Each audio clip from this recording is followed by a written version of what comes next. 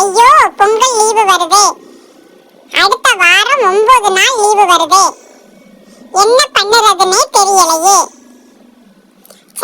ஜனவரி 11 சனிக்கிழமை, ஜனவரி 12 ஞாயிற்றுக்கிழமை, ஜனவரி 13 போகி, ஜனவரி 14 பொங்கல், ஜனவரி 15 மாட்டுப் பொங்கல், ஜனவரி 16 காணும் பொங்கல், ஜனவரி 17 ஒண்ணும் இல்லையா?